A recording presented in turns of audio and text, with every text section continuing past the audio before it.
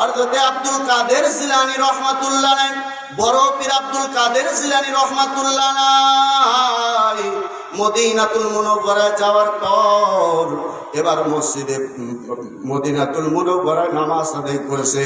এবার নামাজ আদায় করার পর জান্নাতুল বাকি নামক একটা জায়গা আছে, কবরস্থান নামক একটা জায়গা আছে, জান্নাতুল বাকি। এই জান্নাতুল বাকি জিয়ারত করার জন্য যখন ঢুকছে, বড় পীর আব্দুল কাদের জিলানীর সাথে কিছু মুরিদ বেটা আছে, বলেন সুবহানাল্লাহ। এবার বড় পীর আব্দুল কাদের জিলানী রহমাতুল্লাহ আলাইহি জান্নাতুল বাকি যখন জিয়ারত করতেছে, এমন সময় তেনার একজন মুরিদ ডাক দেয়া বলে, হুজুর আপনি যদি চক্ষু বন্ধ করেন তাহলে আপনার সব মুরিদানদের খবরগুলো রাখতে পারেন। আপনি যেহেতু চোখ বন্ধ করেন সকল মুরিদদের খবর জানতে পারেন, আমার একটু ইচ্ছা হয় আপনি একটু দেখেন, মুরাকাবা করে মুশাহাদা করে এই জান্নাতুল বাকির ভিতরে ফাতেমাতুজ জোহরার কবর আছে, বলেন সুবহানাল্লাহ। মুরিদ ডাক দেয়া বলে, হুজুর আমার একটু ফাতেমার কবর জিয়ারত করার ইচ্ছা হয়। কেন ফাতেমা হলো জান্নাতি মহিলাদের সরদার। আব্দুল কাদের জিলানী ডাক দেয়া বলে, বেটা শোনো, তুমি যেই কথা বলছো ফাতেমার কবর কেন, আমি আব্দুল কাদেরের মতো যদি হাজার আব্দুল কাদের আসে ফাতেমার কবরে তালাশ করতে পারবে না। সুবহানাল্লাহ।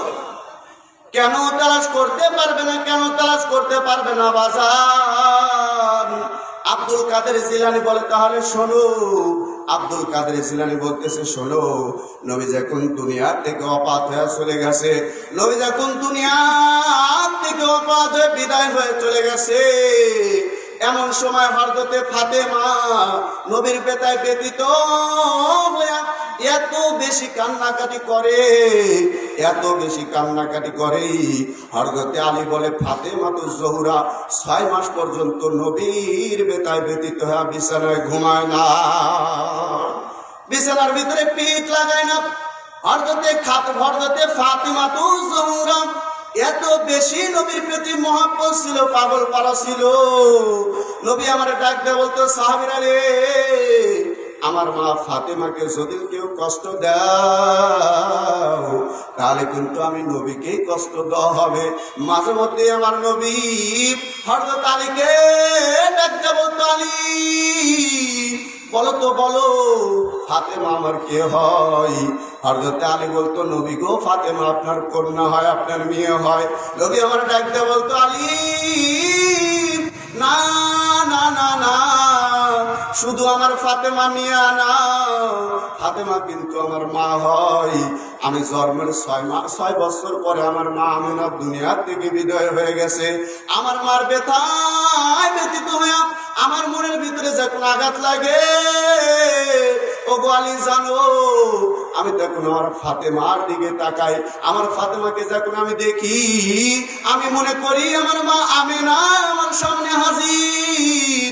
ও গো আলী, খবরদার ফাতেমারে কষ্ট দিবা না, ফাতেমা কিন্তু আমার মা হয়।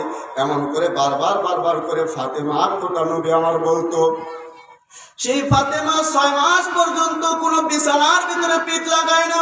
ফাতেমা ওলা কেসের পাগল বেশি কান্দে। নবীর কন্যা ফাতেমা। হযরতে আলী বলে, আমি 6 মাস পর্যন্ত ফাতেমারে পেট ভরে খানা খাইতে দেখি নাই। 3 দিন 4 দিন পর্যন্ত কোনো হারে দিন কাটা যায়। আমি মাঝে মধ্যে আলী একটু ভালো খাবার যখন সংগ্রহ করে আমি যখন ফাতেমার সামনে উপস্থাপন করি, ফাতেমারে বলি একটু খাবার খাও, না খাইলে তো তুমি শরীর ক্লান্ত হয়ে যাবে।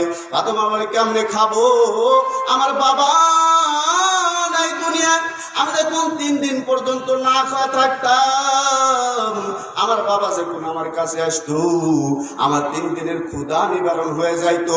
ওই বাবা আজকে নাই, আমি কেমনে ভালো মন্দ খাবো গো আলী? হযরত আলী বলে, আমি ফাতেমারে ভালো কোনো খাবার দিলে খায় না। সেই ফাতেমা 6 মাস পর্যন্ত ঘুমায় না। হঠাৎ করে 6 মাস পর হযরতে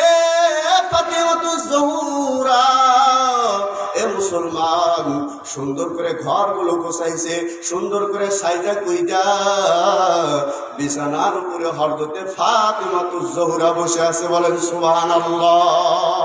হযরতে আলী ঘরের ভিতরে যখন ঢুকছে, ফাতেমার চেহারা দেখা হযরত আলী একটু মনের ভিতরে আনন্দ আসছে, মনে করছে হয়তো বা ফাতেমা বাবার কথা, মৃত্যুর কথা একটু মনে হয় মনের থেকে ভুলে গেছে, যার কারণে 6 মাস পর্যন্ত ফাতেমা যেহেতু ঘুমায় না, 6 মাস পর্যন্ত কোনোদিন আওলা কেশার পাগল বেশে থাকে, কোনোদিন সাজা পূজা করে না। সেই ফাতেমা যেহেতু 6 মাস পরে আজকে দেখতেছি সুন্দর করে বাড়িঘর গুলো সাজাইছি, সুন্দর করে নিজেও সেজে গুজে বসে আছে। এমন সময় হযরত আলী ফাতেমার কাছে দেখুন যে মুস্কি হাসি দেয়। ফাতেমা হযরত আলীকে ডাক দেওয়া বলে, গো পানের স্বামী এইদিকে আসেন, এইদিকে আসেন। হযরত আলী যখন কাছে আসছে, ফাতেমা দুইটা চোখের পানি ছেড়ে ছেড়ে কান্দে, আর আলীকে বলে, আলী আপনার কাছে আমার 3টা আবদার, যদি এই 3টা আবদার রাখেন তাহলে আমি আপনার কাছে 3টা কথা বলতে চাই। হযরত আলী বলে, ফাতেমা তোমাকে মক্কার সবচাইতে ধনী ব্যক্তি বিবাহ করার প্রস্তাব দিয়েছিল, মদিনার সবচাইতে বড় ধনাঢ্য ব্যক্তিরা বিবাহ করার প্রস্তাব দিয়েছিল, কিন্তু আমি হলো আলী হলো গরিব, আমি একসাথে তোমাকে খাবার দিতে পারি আবার খাবার দিতে পারি না। সেই আলীর কাছে যেহেতু বিবাহ দিছে, ওই আলীর কাছে জীবনে তুমি কোনোদিন আমার কাছে কোনো কিছু আবদার করো না, বলো তোমরা কি জিনিস আবদার করতে চাও। হযরতে আলীকে ডাক দেয়া বলে, আলী এদিকে আসেন, আপনার পাও 2টা আমার কাছে দেন। হযরতে ফাতেমা 2টা আলীর পাও ধরে সুমা খায়, আর ডাক দেয়া বলে, আলী আমার জিন্দেগিতে এমন কোন আমল নাই যে আমল দিয়ে আল্লাহ তাআলার কাছে দাঁড়াইলে আল্লাহ আমারে মাফ করে জান্নাত দিবে, কিন্তু আলী আমি শুনেছি আমার বাবার কাছে কোনদিন যেন স্বামীরে কষ্ট দাও না। ওগো আলী আমি দুনিয়ার থেকে আজকে চলে যাব, আজকে আমি দুনিয়ার থেকে মৃত্যুবরণ করব, আজকে রাত্রে আমি মৃত্যুবরণ করবো গো আলী। ওগো আলী তোমার কাছে আমার একটা আবদার, আমি যেহেতু দুনিয়ার থেকে চলে যাব, কিয়ামতের আদালতে আল্লাহ তাআলার কাছে যেন আমার উপরে কোনো অভিযোগ না করো। হযরতে ফাতেমা 2টা পাও ধরে ক্ষমা চায়, ডাক দেয়া বলে, ফাতেমা ডাক দেয়া বলে, স্বামী গো আপনি যদি আল্লাহর আদালতে যদি আমার নামে নালিশ দেন, আমি ফাতেমা হতে পারি জান্নাতের সরদারিনী মহিলা, কিন্তু আমি আপনার ব্যতীত জান্নাতে যাইতে পারবো না। ও দুনিয়ার মা বোনেরা আপনাদেরকে বলতে চাই, যদি আপনার স্বামী আল্লাহ তাআলার কাছে যদি নালিশ দেয়, যত বড় আবেদা হন আর সালেহা হন, যত বড় ইবাদত করনেওয়ালা মহিলা হন, আল্লাহর জান্নাতে যাইতে পারবেন না। এই জন্য ফাতেমা পা ধরে ধরে কান্দে, আর ডাক দেয়া বলে, পানের স্বামী আর একটা কথা আপনার কাছে বলবো, আমি জীবনে কোনোদিন কোনো পরপুরুষের সাথে দেখা করি নাই, আমার জীবনে কোনোদিন একটা কোনো পুরুষের সামনে যা দাঁড়াই নাই। আমি যখন মারা যাব, আজকে রাত্রিতেই আমার দিনে জানাজা বিনে জানাজা আমাকে দাফন করে দিবেন, আমার কোনো জানাজা দিবেন না। যদি ময়দানে নিয়ে যান জানাজা করার যদি উদ্দেশ্যে মানুষেরা এসে আমার বডি দেখবে, আমি ফাতেমা কতটুকু লম্বা ছিলাম, কতটুকু বেটে ছিলাম, আমি কতটা মোটা ছিলাম, এইটা মানুষ দেখতে পারবে, অনুভব করতে পারবে গো আলী। আমি যখন মারা যাব, আমাকে আপনি বিনে জানাজায় দাফন করে দিবেন। কিন্তু হযরত আলী আপনার কাছে আমার একটা আবদার, আপনি আজকে রাত্রেই আমার জন্য একটা কবর খনন করবেন। জান্নাতুল বাকিতে পূর্ব কোণে একটা সাইডে দেখবেন একটা সবুজ রঙের বাতি জ্বলতেছে, যেই বাতির কোনো সুইচ নাই, কোনো তার নাই। সুবহানাল্লাহ বলেন। যেই বাতির কোনো তার নাই, যেই বাতির কোনো সুইচ নাই, ওই বাতি যেই জায়গায় পড়বে ওই জায়গা বরাবর একটা কবরের একটা আকার হবে। সুবহানাল্লাহ বলেন। ওই জায়গার ভিতরে আমার কবর করবেন। হযরত আলী বলে, ফাতেমা এইটা তুমি কি বলো? তুমি হলো নবীর কন্যা, তুমি যদি মারা যাও তোমার কথা শুনলে হাজার হাজার লক্ষ লক্ষ মানুষ তোমার জানাজায় উপস্থিত হবে। হযরত ফাতেমা বলে, না না না, আমাকে রাতের অন্ধকারেই আপনি কবর দিয়ে দিবেন। হযরত আলী ফাতেমা যখন দুনিয়ার থেকে চলে যাবে, দুনিয়ার কোন বাজারের পোশাক কিনে নাই, নিজের পোশাকে দুনিয়ার থেকে মৃত্যুবরণ করছে। হযরত আলী জান্নাতুল বাকির কাছে গেছে।